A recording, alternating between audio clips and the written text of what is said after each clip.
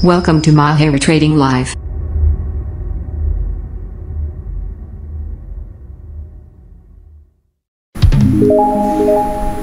Halo trader forex, selamat datang di channel Mahir Trading Live. Channel ini dibuat untuk mahir forex mulai dari pemula hingga expert. Analisa ini menggunakan trading system supply demand imbalance. No indikator, no news, no volume, no fundamental, no earning announcement. Hanya menggunakan rectangle dan trendline serta dibantu dengan exponential moving average, Anda bisa mendeteksi pergerakan harga futures di semua time frame.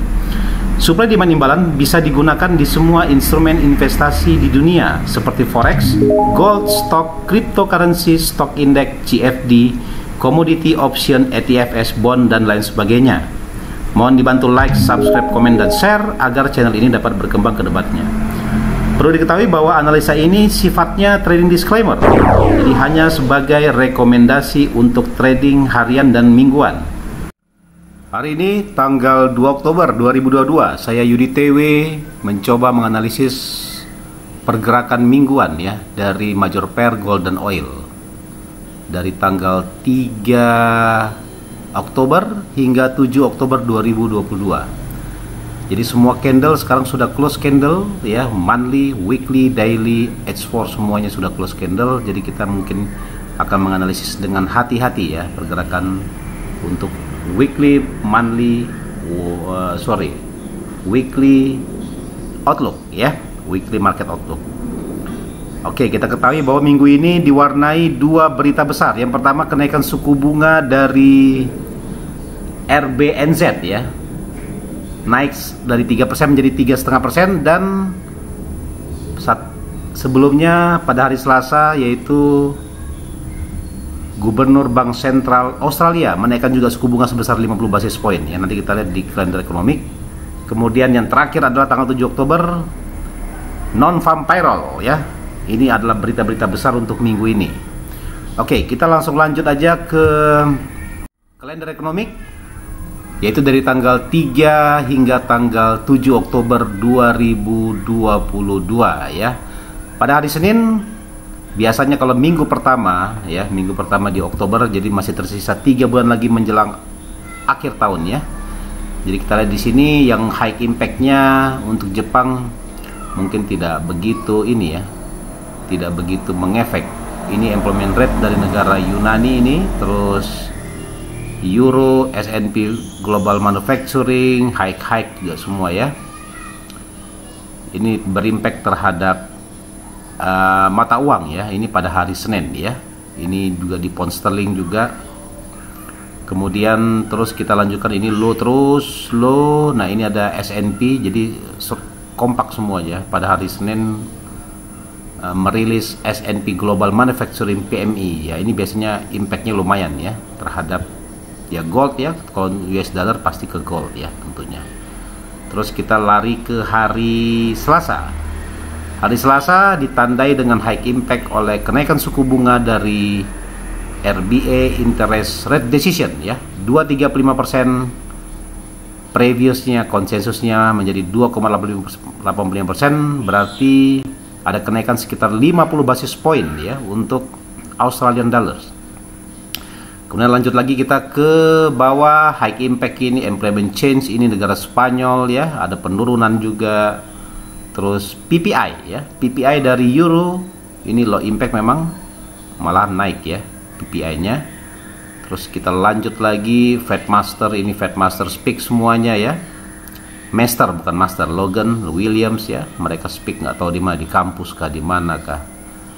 Terus ini European Central Bank Presiden Lagarde speaks juga di sini jam 23 ya malam ya di sana ya. Kita lanjut ke hari Rabu tanggal 5 Oktober. Itu yang saya bilang tadi, kenaikan suku bunga RBNZ ya, ini dia. Jam 9 waktu Makassar atau jam 8 pagi ya waktu Jakarta. Retail sales Australian dollars, kenapa ini medium impact ya, 3% menjadi 3,5% ya, 50 basis point juga. Terus balance of trade dari Jerman ya, ini sebagai leader di zona euro ada kenaikan sini, trade of balance ada kenaikan. Apakah mempengaruhi euro ya? Terus ini S&P Global Service PMI juga akan terbit di hari Rabu. Terus kita lanjut ke high impact juga, ini jam 16.30 S&P Global Chips ya. Ini lanjut lagi ke bawah, ini low impact semua. Ini ADP Employment Change ya, 132, konsensusnya naik malahan ya. Perubahan tenaga kerja ada kenaikan. Kemudian ekspor import, trade of balance Amerika, nah ini juga berimpact kepada US dollar 7 minus, jadi minusnya berkurang ya, berkurang sekitar 2 miliar dolar saja, nggak begitu signifikan. Ini juga ISM Manufacturing PMI, ini di bawah, di atas 50 berarti tidak begitu ini ya, tidak begitu bersimultan ya. Trade balance terus pada hari Kamisnya ada kenaikan dari 8,7 menjadi 10,5 miliar ya, trade balance dari Australian dollars. Low impact retail sales ya dari zona euro juga. Nah ini zona euro month of month-nya minus ya, minus retail sales-nya minus ya, konsensusnya ya. Yang ini Agustus juga naik ya, minusnya naik. Ini jelek bagi euro biasanya. Ini policy meeting account, terus initial jobless claim. Nah ini yang ditunggu-tunggu ya, sebelum non-farm payroll biasanya dirilis dulu satu hari sebelumnya. Untuk pertanggal 1 Oktober ini konsensusnya ada kenaikan ya. Continuous jobless claimnya juga mengalami kenaikan juga sama. Nah ini yang ditunggu-tunggu adalah non-farm payroll ya. Retail sales sebelumnya di Inggris mengalami minus ya, minusnya makin bertambah saja. Ini jelek bagi euro sebenarnya, dan memang kita ketahui bahwa downtrend masih akan terus berlanjut ya, secara monthly chart ya dan weekly chart ya. Cut ya, employment rate ketika dirilis suku bunga juga dia berbarengan dengan non-farm payroll, participant rate-nya nggak begitu signifikan, 0, sekian aja perubahan. Ini juga tetap cenderungnya, dan ini employment change-nya dari minus plus ya, menjadi plus ya, kemungkinan besar akan menguatkan Kanada. Terus kita ke non-farm payroll, private-nya kita lihat di sini, ini yang bulan September ya, di Oktober, di non-farm payroll September dilaporkan bulan Oktober ya, tanggal 7 Oktober, yaitu penurunan ya, dari sebelumnya 315.000 menjadi 250.000 tenaga kerja, berarti ada penurunan ya, penurunan tenaga kerja. Average earning-nya stabil, non-farm payroll privatnya juga turun, participant rate-nya juga stabil ya. Nah, ini kita tunggu-tunggu nanti untuk minggu ini ya. Oke, kita sekarang lanjut ke DXY ya. DXY kita ketahui bahwa kita cek dulu di time frame monthly chart ya. Monthly chart belum menyentuh area supply-nya. Nah ini sudah close candle dia ya, jadi ntar hari besok pindah candle dia ya untuk monthly chart-nya. Terus masih bullish ya, kemungkinan besar ada correction turun ya, karena ini kenaikannya juga sudah kuat sekali. Sini ada base, di sini ada kenaikan, ada potensi ada penurunan sedikit ya, karena memang imbas dari kenaikan suku bunga Amerika kemarin itu sangat kuat ya terhadap US dollar memang. Nah ini kita lihat untuk weekly chart-nya ada correction, ada potensi pembalikan harga ya.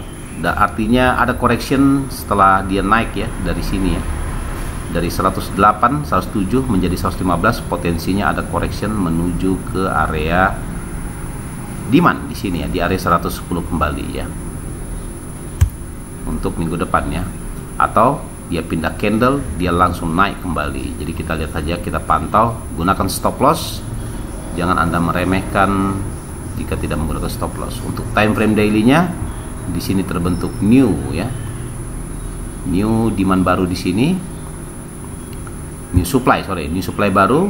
Ini tentu ini sudah tereliminasi, ini belum tersentuh sama sekali, ada potensi masih ada terjadi penurunan menuju ke area ini ya, ke area 110, 109 tadi saya gambarkan di time frame weekly chart ya untuk DXY. Oke ya, untuk DXY potensinya masih ada penurunan, berarti impactnya terhadap euro dollar kita cek dulu di monthly time frame.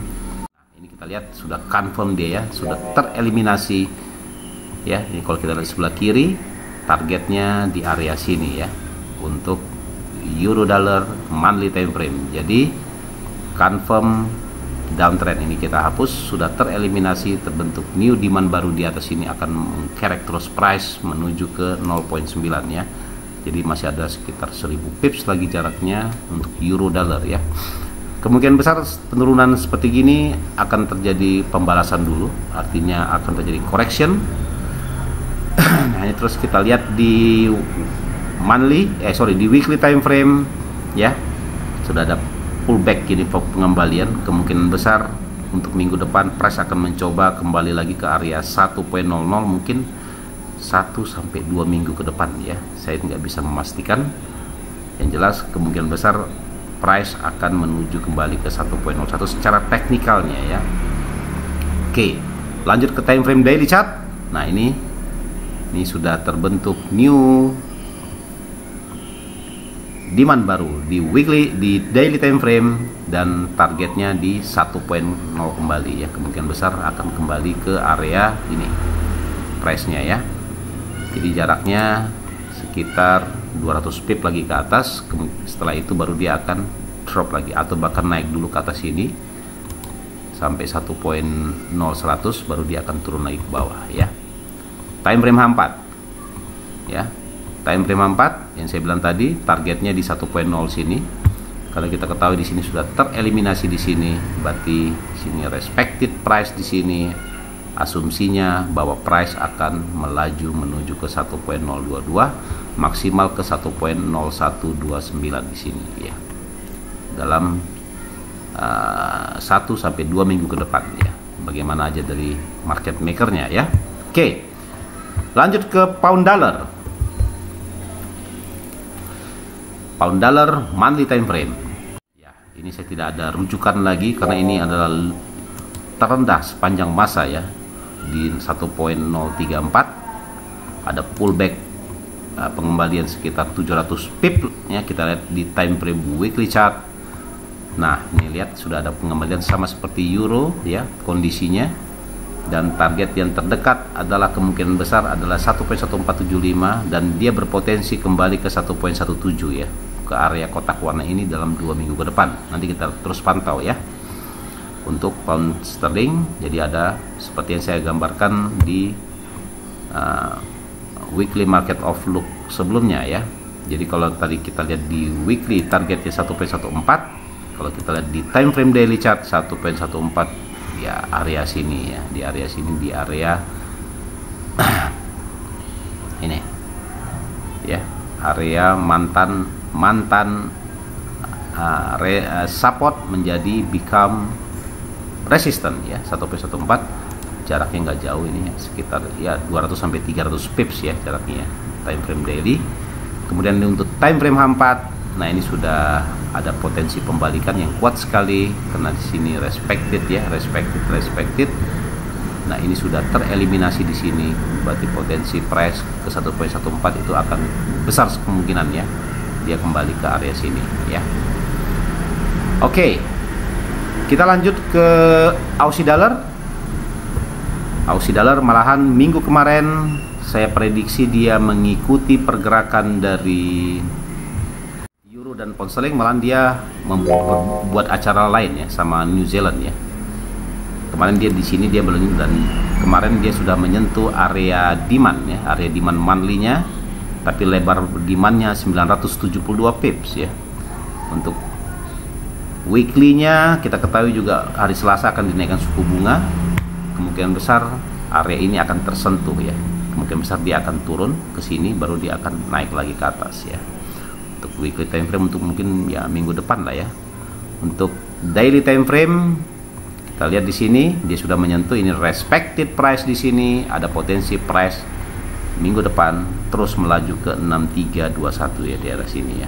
Jadi jaraknya nggak jauh sih, sekitar 100-an pips ya untuk Aussie dollar masih downtrend ya di daily-nya. Untuk time frame H4 tadi di bawah sini tadi ya 0.62 ya, 6263 ya tadi ya untuk Aussie. Kita sekarang ke sepupunya, yaitu Kiwi dollar, New Zealand dollar, US dollar monthly time frame. Nah, dia sudah mengeliminasi area demand di sebelah kiri ya, demand monthly, terbentuk new demand baru di sini. Ini engulfing. Ada potensi penurunan harga terus menuju ke sini ya dalam beberapa bulan ke depan ya. Nanti kita lihat. Terus untuk time frame weekly-nya malahan sudah kena ya, sudah kena area demand-nya. Kita lihat di sini ya. Nah, ini warna biru-biru sini masih jauh sekali ya. Tuh, jaraknya masih ada sekitar 500-an pips lagi, sama seperti Australian dollars tadi ya. Untuk time frame daily-nya, nah ini sudah menyentuh area supply data sini dan price terbentuk new supply baru. Price akan terkerek ke 0.5532. Ini lebar base nya 135 pip. Kemungkinan besar minggu depan price akan berada di area ini ya. Kemudian untuk time frame 4 hampir sama dan akan mencoba mengeliminasi kotak warna 166 pips ini untuk minggu depan. Setelah ini tereliminasi, baru price akan balik lagi menuju ke 0.57 ya untuk Kiwi dollar. Kita lanjut ke indirect currency, yaitu dolar yen ya. Dolar yen monthly time frame masih jauh ya, 160 target 158, masih ada 1300 pips lagi ya. Karena kita ketahui ini datanya nggak cukup ya. Saya lihat di sebelah kiri di sini ada area supply di sebelah kiri, makanya saya gambar di sini. Tapi lihatin di trading view ya, nggak bisa di MT4 ya. Kita lihat di sini dan ada potensi masih terjadi kenaikan ya. Kalau kita lihat di time frame sebentar, oke, kita lihat di time frame weekly time frame. Nah, masih dia bullish ya. Untuk yen targetnya di 160-an ya, 160-an targetnya, sekarang masih di 144 ya. Untuk daily-nya, malahan daily-nya ngawur ya, sideway ya, 1, 2, 3, 4, 5 ya. Selama 5 candle ini naik turun, jadi masih sideway. Ini adalah area resisten ya, tapi sudah di break. Tapi ingat, close candle-nya dia masih di bawah, ada potensi kemungkinan besar masih bisa akan turun dulu ya, correction-nya. Untuk time frame daily, untuk time frame H4 kita lihat masih berada di ini ya, setelah dia kejatuhan sebanyak berapa ini, sekitar 500-600 pips, potensi balik lagi ke atas. Dan ini kita lihat di sini sudah tereliminasi kemungkinan besar price untuk di time frame 4 turun dulu ke sini, baru dia akan ngegas lagi ke atas ya. Oke, kita lanjut ke dolar luni ya. Dolar luni yang akan merilis laporan tenaga kerja juga pada 7 Oktober di monthly time frame. Nah, ini sudah confirm ya, tereliminasi. Ini kita delete saja, kita delete. Berarti masih akan melanjutkan, kemungkinan besar price untuk minggu depan akan kembali dulu ya, sebelum target di 1.4 itu tercapai. Di time frame weekly time frame, nah dia sudah menyentuh area supply ya. Ya, area supply ada potensi price akan balik dulu. Jadi kenaikannya kalau kita lihat tarik Fibonacci retracement-nya ya, ini swing high, swing low menuju ke swing high ya. Nah, ada potensi pembalikan di 61,8 ya di sini. Area golden ratio ini kita tandai 38, 50, 61 di sinilah potensi pembalikan untuk minggu depan di dolar luni ya. Ada potensi balik dulu untuk minggu depan. Kemudian untuk time frame daily chartnya sama. Ini naik gini, kita tarik ya Fibonacci retracement-nya dari swing low menuju ke swing high. Nah, 1.33 kembali ya. Jaraknya sekitar 54 544 pips ya. Wow.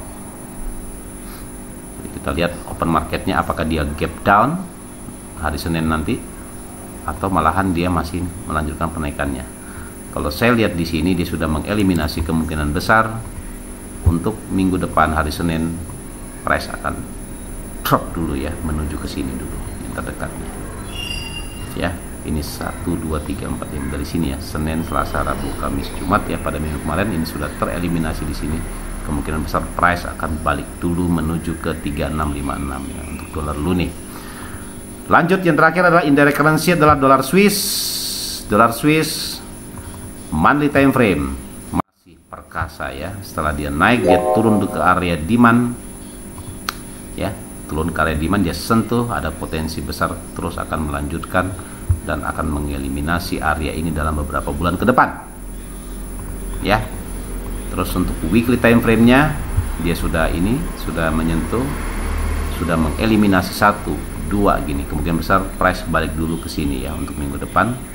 Dari sini baru dia price akan lanjut, jadi cenderung sideways down ya, sideways up di situ ya. Untuk daily time frame-nya nah ini memang ada engulfing begini, tapi bukan jaminan price akan, kemungkinan besar price akan naik dulu ke sini ya, hari Senin baru dia akan drop lagi menuju ke sini ya. Untuk Swiss time frame 4, time frame 4 mengikuti time frame daily. Nah ini sudah mengeliminasi di sini, ini sudah tereliminasi, kemungkinan besar price akan balik dulu ke strong demand di 9688 ya, jaraknya sekitar 187 pips ya untuk dolar Swiss. Kemudian kita lanjut ke gold ya, commodity gold monthly time frame. Ini selalu saya ulas terus ya, monthly-nya setiap minggu, dan kita harus paham ada perubahan candlestick-nya, pola candlestick-nya untuk kita periksa terus ya depannya. Jadi untuk gold targetnya yang saya canangkan adalah di area 1350-an, di area sini. Untuk gold masih setengah perjalanannya. Kalau kita pantau terus di time frame, weekly time frame, nah ini kita tarik Fibonacci retracement-nya ya, dari swing high ya menuju ke swing low, ini juga dari swing high menuju ke swing low, ada potensi pembalikan harga ke, kalau saya lihat di 71,68, ini di 1738 sama 1711 ya, dan saya di sini saya melihat price akan kembali ke 1711-an ya untuk weekly time frame-nya ya. Karena ini dia sudah menyentuh area demand ya, demand weekly, dan candlenya memang bukan engulfing, masih ada titiknya ya, ada titiknya berarti bodinya di bawah 50% ya. Ada potensi pembalikan, rejection atau rebound ya dari gold setelah penurunan yang sangat signifikan. Nah ini kita lihat juga di exponential moving average-nya, memang dia jinak sekali ya setelah dia menyentuh, tapi close candlenya di bawah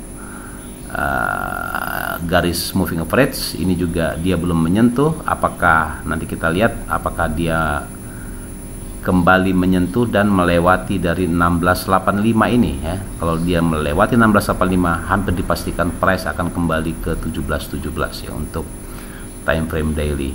Tapi seandainya dia turun ke sini lagi ya, berarti downtrend masih terus akan berlanjut di daily ya, time frame daily, dan berpengaruh terhadap weekly dan monthly tentunya ya. Ini sudah close candle, kita lihat di sini. Kalau kita tarik Fibonacci retracement-nya di daily time frame dari swing high menuju ke swing low ya, area 61,8 memang sudah tersentuh ya. Nah, sekarang dia close candle-nya di 38,2 ya close candle-nya. Jadi masih ada harapan bahwa gold akan terus melaju ya ke area 1700-an sebelum kembali lagi menuju menghajar low-nya di 1615 ya. Terus kita pantau ya. Untuk daily, untuk keempat ini sudah tereliminasi, ada potensi pembalikan, dan ini dia sudah menyentuh area supply-nya. Kalau kita gambarkan Fibonacci-nya dari swing low ya menuju ke swing high di sini, ada potensi pembalikan di 50% kalau menurut saya ya, karena kita padukan antara supply demand dan Fibonacci. Ada potensi balik dulu ke sini, dari sini baru dia akan naik. Seandainya jika ini tereliminasi di 1641 di break dan price berada di 1640-an, hampir dipastikan price akan kembali ya, kembali ke 1614, bahkan bisa melebihinya ya untuk time frame H4 ya. Karena kita lihat juga kalau kita perkecil di sini, garis trend line-nya sudah membreak ya, artinya sudah ada potensi price untuk kembali ya menuju ke 1703 yang terdekat ya di sini ya. Jadi jaraknya dari current price ini sekitar 400 pips lagi ya. Dan jika memang benar minggu depan naik, silakan letakkan sell limit di area 1700-an di sini ya, dengan target akan kembali menuju ke 1618 ya. Oke, yang terakhir adalah XTI oil monthly time frame. Monthly time frame kalau kita tarik dari sini swing low-nya menuju ke swing high ya. Ya komoditi itu gitu sifatnya. Kalau dia naik nggak ada remnya, ada potensi price kembali ke 39,77 karena kita ketahui bahwa ini adalah strong demand ya, dan ini harus ditutup. Kalau kita tarik juga di sini 76,4 ya, 61,8 minimal di 61,8 di area 52 dolar ya untuk oil ya, karena memang perlambatan perekonomian di dunia ya sudah mulai terjadi sebentar lagi akhir tahun. Jadi apalagi di zona euro terjadi pelambatan, perang di Ukraina dengan Rusia masih belum berakhir. Dan untuk di time frame weekly chart, gold ini sudah terbentuk dia new demand baru tidak tersentuh sama sekali, berarti price ada potensi kembali ke 72 ya. Dari sini kemungkinan besar baru price akan balik lagi ya menuju ke area 86 ya untuk weekly-nya. Untuk time frame daily chart-nya kita lihat di sini, ini bahkan tidak tersentuh di sini ya. Saya perhatikan di sini.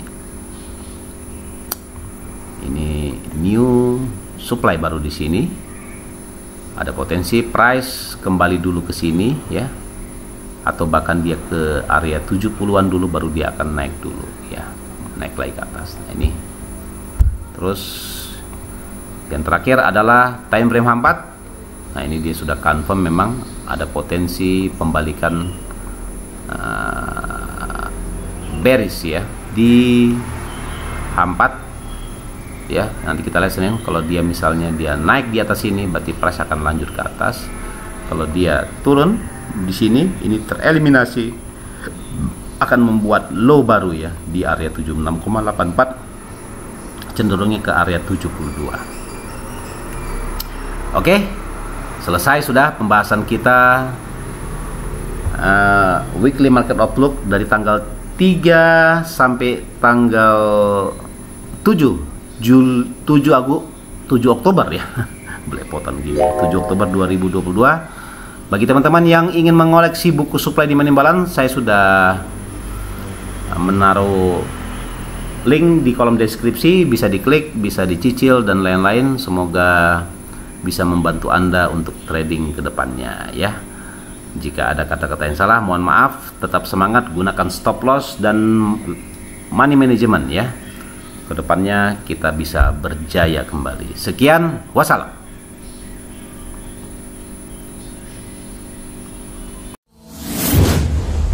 Thanks for watching.